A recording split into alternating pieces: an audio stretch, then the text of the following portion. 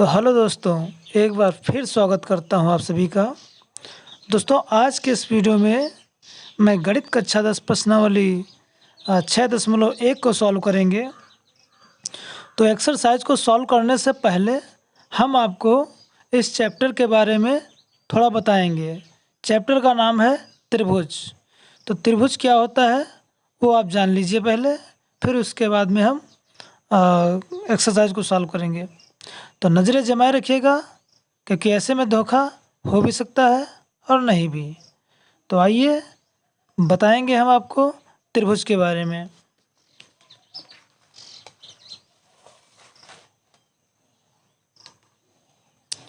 त्रिभुज क्या होता है, त्रिभुज होता क्या है, पहले आपको पता होना चाहिए कि त्रिभुज होता क्या है। त्रिभुज होता है तीन सरल रेखाओं से घिरी हुई बंद आकृति त्रिभुज कहलाती है ना। क्या कहलाती है, हम लिखना चाहेंगे एक बार। तीन सरल रेखाओं से बंद आकृति, है ना, बंद आकृति त्रिभुज कहलाती है। क्या कहलाती है? त्रिभुज कहलाती है।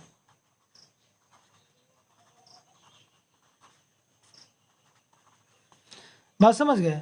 अब जैसे एग्जाम्पल लेंगे हम, एक सरल रेखा ये हो गई, दूसरी ये हो गई और तीसरी ये हो गई। तो तीन रेखाओं से बंद आकृति, तीन सरल रेखाओं से बंद आकृति क्या कहलाएगी? त्रिभुज कहलाएगी। आप नाम भी दे सकते हो, ए बी सी। त्रिभुज में तीन शीर्ष होते हैं, शीर्ष ए, शीर्ष बी, शीर्ष सी, है ना। और तीनों त्रिभुजों के तीनों कोणों के जो योग होता है वो 180 अंश के बराबर होता है। यानी तीनों कोणों का योग होता है 180, अर्थात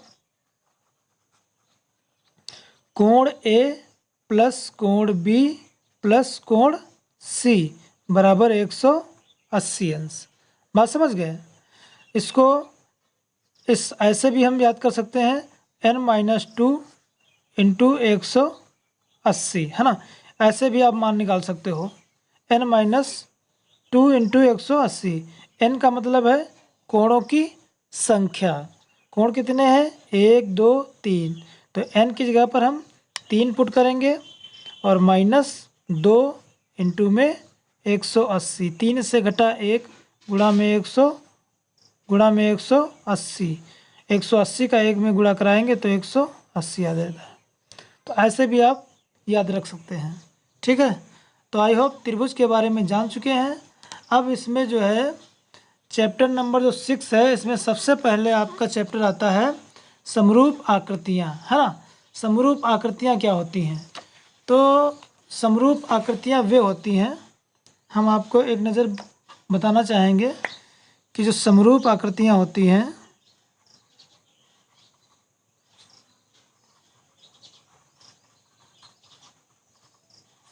है ना। समरूप आकृतियाँ ऐसी आकृतियाँ जो दिखने में एक जैसी हों, जो दिखने में एक जैसी हों। जैसे एग्जाम्पल के तौर पे आप ले सकते हैं, जैसे एक ये वृत्त है, तो इसी के सापेक्ष हमने एक दूसरा वृत्त ले लिया, इससे बड़ा ले लिया, मगर दिखने में क्या है? एक जैसा है। दिखने में क्या है? एक जैसा है ना। तो अभी जैसे आप दुकान पे जाते हो, समोसे खाते हो, तो समोसे आप छोटे बड़े हो सकते हैं, मगर दिखने में क्या होते हैं? एक जैसे होते हैं। तो वे आकृतियाँ क्या कहलाएंगी? समरूप कहलाएंगी, जो दिखने में एक जैसी हो। जैसे हमने एक वृत्त लिया, दूसरा भी वृत्त ले लिया, ये छोटा है, ये बड़ा है, तो ये दिखने में क्या है? एक जैसा। छोटा बड़ा जरूर है, लेकिन दिखने में एक जैसा। गोल ये भी, गोल ये भी। तो ये क्या है? समरूप आकृति है। समरूप का जो सिंबल होता है ऐसे होता है ना। ये आकृति क्या कहलाएगी? समरूप। ऐसे दिखाएंगे ये, है ना। ये सिंबल क्या होता है? समरूप का होता है। जैसे हम दूसरा एग्जाम्पल ले लेते हैं, जैसे एक हमने ये ले लिया त्रिभुज, दूसरा भी हमने इस प्रकार से त्रिभुज ले लिया, तो यह एक दूसरे के क्या है? समरूप है ना। अब जैसे मान लो यहाँ पर हमने एक त्रिभुज ले लिया और दूसरा एक हमने वर्ग ले लिया, तो क्या है? समरूप है। एक तो त्रिभुजाकार है, एक वर्गाकार है। यह आकृति दिखने में एक जैसी नहीं लग रही। जब एक जैसी नहीं लग रही तो क्या फिर यह है, समरूप नहीं है। तो इसको हम ऐसे भी दिखा सकते हैं कि समरूप नहीं है ना। और भी एग्जाम्पल ले सकते हैं हम, जैसे ये हमने एक वर्ग ले लिया, इसी के सापेक्ष हमने दूसरा वर्ग ले लिया, है ना। तो ये दोनों क्या वर्गाकार हैं, तो यह समरूप है। समझ गए, मतलब दिखने में एक जैसी हो, क्या हो, दिखने में एक जैसी हो, तो वे समरूप आकृतियाँ कहलाती हैं। बात समझ गए। अब समरूप आकृतियों के कुछ नियम होते हैं। क्या होते हैं, नियम होते हैं। भाई आप कैसे बताएंगे कि यह समरूप आकृति है, तो समरूप आकृतियों के नियम क्या होते हैं।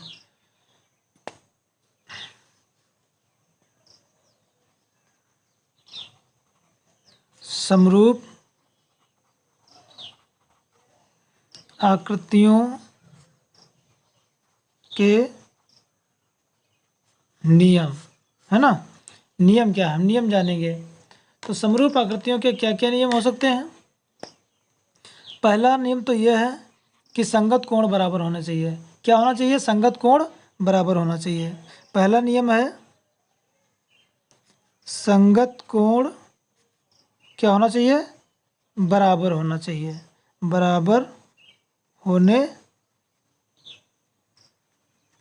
चाहिए। दूसरा नियम क्या कहता है कि संगत भुजाओं का अनुपात बराबर होना चाहिए। क्या होना चाहिए, संगत भुजाओं का अनुपात बराबर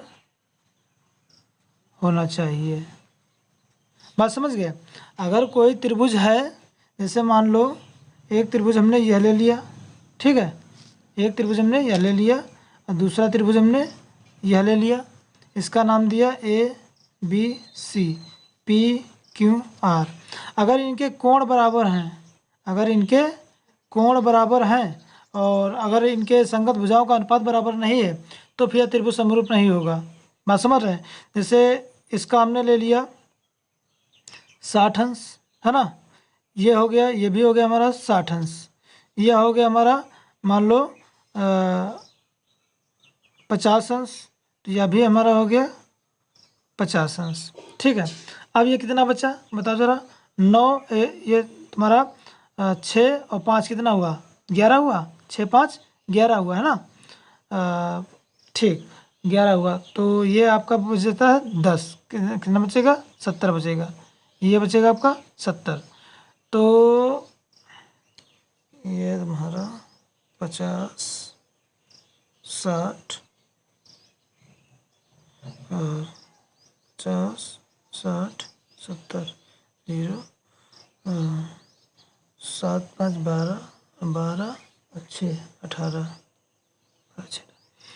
तो यह कोण इस कोण के बराबर होगा क्योंकि यह संगत कोण है। अब यहाँ पे कोण ए बराबर कोण पी हो जाएगा। हाँ, क्यों बराबर है, क्योंकि यह 60 अंश का है दोनों। और कोण बी बराबर कोण क्यों के हो जाएगा, क्यों बराबर हो जाएगा, क्योंकि ये 50 के हैं दोनों, है ना। और कोण सी बराबर कोण आर के हो जाएगा, क्यों हो जाएगा, क्योंकि ये 70 अंश के हैं। तो यह इस प्रकार से संगत कोणों का जो संगत कोण एक दूसरे क्या है, बराबर हैं। जब बराबर है तो इनकी संगत भुजाओं का अनुपात भी बराबर होना चाहिए। इनकी संगत भुजाओं का अनुपात भी बराबर होना चाहिए। जैसे ए बी बटा में क्या है, पी क्यू आना चाहिए, और बराबर बी सी बटा में क्या आना चाहिए, क्यू आर आना चाहिए, और बराबर ए सी बटा में पी आर, है ना। अगर ये कंडीशन बनती हैं तो त्रिभुज क्या होंगे, समरूप होंगे। क्या होंगे, समरूप होंगे, है ना। कोण भी बराबर होना चाहिए और संगत भुजाओं का अनुपात भी बराबर होना चाहिए। तब क्या होगा कि ये त्रिभुज एक दूसरे के बराबर होंगे, यानी समरूप होंगे, है ना। बराबर नहीं, समरूप होंगे। अब जैसे यहाँ भुजाओं का अनुपात दिया होता है, मान लो ये 2 दे रखा है, ये 4 दे रखा है, ये 3 दे रखा है, ये 6 दे रखा है, ये आपका 4 दे रखा है, ये 8 दे रखा है। तो अगर ए बी या ए बी लिखा, ए बी का मान 2 बटा में क्या पी क्यू का मान 4, है ना। इसी प्रकार से जो आपका बी सी है, बी सी का मान है 3 बटा में क्यू आर का मान है 6, बराबर में ए सी का मान 4 और बटा में पी आर का मान 8 है। इसको काटेंगे, 2 एकम 2 यानी 1/2 बना, और इसके 3 कम 3, 3 दूना 6, 1/2 ये भी बना, 4 कम 4, 4 दूना 8, ये भी 1/2 बना, है ना। तो तीनों क्या आ गए, अनुपात बराबर है कि नहीं, 1/2 बराबर 1/2 बराबर 1/2, तो अनुपात यहाँ पर बराबर आ गया। इस प्रकार से आप कह सकते हो कि त्रिभुज ABC समरूप है त्रिभुज PQR के। तो आई होप इतना आप समझ गए होंगे, है ना। अच्छा, एक और कंडीशन बनती है यहाँ पर सर्वांग सम की। क्या बनती है, सर्वांग सम की, सर्वांग सम।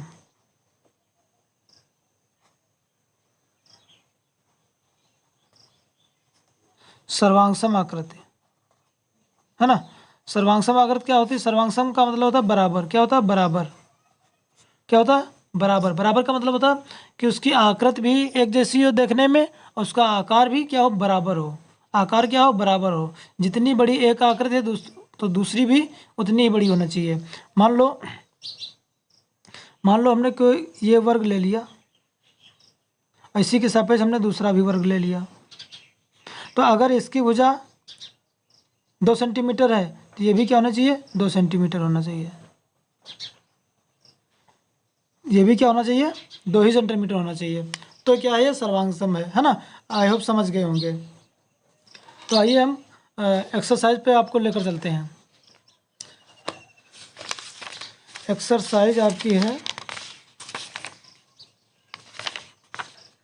देखो एक्सरसाइज ये है, इसमें कह रहा है कि कोष्ठकों में दिए शब्दों में से सही शब्दों का प्रयोग करते हुए रिक्त स्थानों को भरिए। सभी वृत्त होते हैं सर्वांगसम या समरूप। तो सभी वृत्त, अब ये तो जरूरी नहीं कि सभी वृत्त बराबर हों, समान साइज के हों। हाँ, देखने में एक जैसे हो सकते हैं, देखने में एक जैसे होते हैं, लेकिन ज़रूरी नहीं कि बराबर हों, है ना। जैसे मान लो एक वृत्त आपका 4 सेंटीमीटर त्रिज्या का है, तो दूसरा भी जरूरी नहीं कि 4 सेंटीमीटर त्रिज्या का ही हो, वो ज़्यादा भी हो सकता है, कम भी हो सकता है। तो इसलिए सभी वृत्त क्या होते हैं, समरूप होते हैं। क्या होते हैं, समरूप होते हैं। ठीक है, इतना समझ में आ गया। अगला देखते हैं हम। अगला क्वेश्चन आपका कह रहा है कि सभी वर्ग होते हैं समरूप या सर्वांग सम। तो इसमें भी वही कंडीशन बनेगी, सभी वर्ग क्या होते हैं, समरूप होते हैं। दिखने में एक जैसे होते हैं, लेकिन छोटे बड़े हो सकते हैं। ठीक है, आई होप हमारी बात को समझ पा रहे होंगे। सभी त्रिभुज समरूप होते हैं, सभी त्रिभुज समरूप होते हैं। कौन से, समद्विबाहु या समबाहु। तो इसमें क्या कहेंगे हम, समबाहु। क्या कहेंगे, समबाहु। समद्विबाहु का मतलब क्या होगा, समद्विबाहु त्रिभुज क्या होगा, उसमें कोई भी 2 भुजाएं बराबर हो सकती हैं, है ना। तो इसमें एक जैसी आकृति नहीं वहाँ पर बन पाएगी। जो समबाहु त्रिभुज हैं वहाँ पर क्या होगा, सभी त्रिभुज क्या होते हैं, समरूप होते हैं। बात समझ में आई, दिखने में एक जैसे होते हैं। और अगला है, भुजाओं की समान संख्या वाले 2 बहुभुज समरूप होते हैं यदि उनके संगत कोण क्या हो, बराबर हों। क्या हो, बराबर हों। संगत कोण बराबर हों तथा उनकी संगत भुजाएं समानुपाती हों। क्या हों, समानुपाती हों। ठीक है, तो इतना आप समझ गए। अगला देखते हैं कि प्रश्न नंबर 2 कह रहा है कि निम्नलिखित युग्मों, युग्म माने होता है जोड़ा, युग्मों के 2 भिन्न भिन्न उदाहरण दीजिए। समरूप आकृतियाँ, समरूप आकृतियों के उदाहरण देना है। देखिए हम आपको समझाना चाहेंगे। समरूप आकृतियाँ,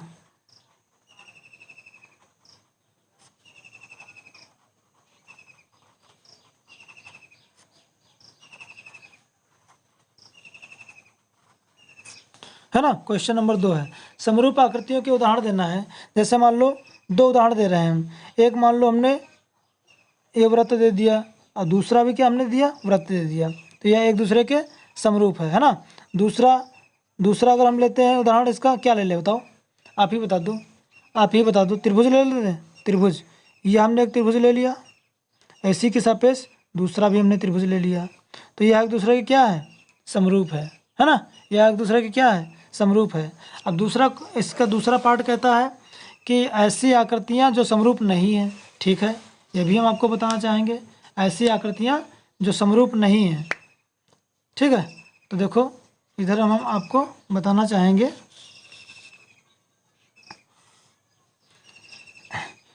जो समरूप नहीं है, समरूप आकृतियाँ नहीं है। नहीं है ना। नहीं है कौन कौन सी है? जैसे मान लो एक हमने ऐसे चतुर्भुज ले लिया और इसी के सापेक्ष हमने एक त्रिभुज ले लिया, तो यह समरूप नहीं है। क्या ये समरूप है? आप कहोगे नहीं सर। हाँ तो नहीं है। अगर हमने एक कुछ और ले लिया, जैसे मान लो एक हमने ले लिया, क्या ले लिया बताओ? एक हमने वृत्त ले लिया और दूसरा हमने त्रिभुज ले लिया, तो ये भी क्या है? समरूप नहीं है, दिखने में एक जैसा नहीं है। तो आई होप समझ गए होंगे, आई होप समझ गए होंगे, है ना। तो प्रश्न नंबर 2 भी आपका हो जाता है।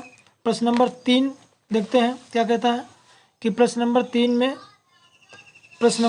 में जो आकृति दे रखी है इसको हम एक बार ड्रॉ करेंगे। देखिए पहली आकृति दे रखी है ऐसे,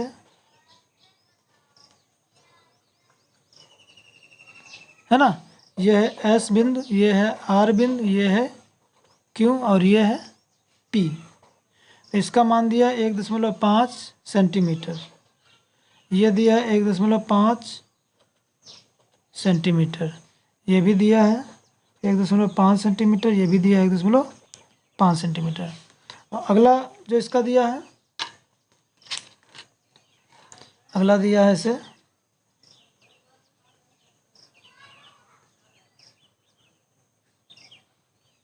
हाँ अगला जो चित्र दिया है वो इस प्रकार से दिया है। इसके मान क्या क्या दिए हैं? 3-3 सेंटीमीटर के हैं, है ना। ए बी सी डी, ये 3 सेंटीमीटर, ये भी 3 है, ये भी 3 है, ये भी 3 है। तो भुजाओं का अनुपात हम निकालेंगे। चेक करते हैं कि चतुर्भुज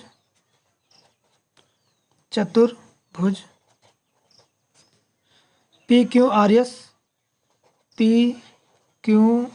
एस व ए बी सी डी में देखो पी क्यू क्या लिखेंगे हम? पी क्यू बटा ए बी। अभी हम चेक करते हैं बराबर है नहीं है। फिर क्या है? पी क्यू का मान 1.5 बटे में ए बी का मान है 3, है ना। तो ये कट जाएगा, कैंसिल हो जाएगा। यहाँ से 0 हटा, दशमलव हटाओ, 0 बढ़ाओ, 15 दूना 30 यानी 1/2 आ गया। अब देखो क्यू आर बटा बी सी बराबर 1.5 बटे में 3, है ना। तो ये आ जाएगा तुम्हारा 1/2। इसी प्रकार आर एस बटे में एस डी सी डी, तो आर एस का मान है 1.5 बटे में 3, दशमलव हटाओ, 0 बढ़ाओ, 15 कम 15, 15 दूना 30 यानी 1/2। इसी प्रकार एस पी बटे में डी ए, तो 1.5 बटे में 3, है ना। वही क्रियाक्रम करना है। तो यहाँ पे अनुपात बराबर है, यहाँ पे क्या है? अनुपात आपका बराबर है, ठीक है। अब देखो एंगल क्या बराबर है? देखो ये किसी ना किसी झुकाव पे, ये 90 अंश का नहीं है लेकिन ये 90 अंश का है। ये कोण क्या है? ये इस वर्ग में, इस चतुर्भुज में प्रत्येक कोण 90 अंश का है, मगर इसमें 90 अंश का नहीं, क्योंकि ये वर्ग है और ये समांतर चतुर्भुज है। ये एक वर्ग बन रहा है, ये एक समांतर चतुर्भुज है। तो समांतर चतुर्भुज के जो कोण होते हैं वो 90 अंश के नहीं होते हैं और वर्ग के जो कोण होते हैं वो 90 अंश के होते हैं। तो यहाँ देखते हैं कि यहाँ कोण बराबर नहीं है, यहाँ कोण बराबर नहीं है ना। इसलिए यह आकृति समरूप क्या है? समरूप नहीं है ना, समरूप नहीं है। इस प्रकार से इस एक्सरसाइज का द एंड हो गया है। आप समझ गए होंगे क्योंकि ये बेसिक ही सब था, तो समझ गए होंगे, ठीक है। अगला जो एक्सरसाइज है वो अगले वीडियो में हम आपको पेश करेंगे। बने रहिएगा, तब तक देखते रहिए हमारे वीडियो, पढ़ते रहिए हमारे चैनल से। ओके।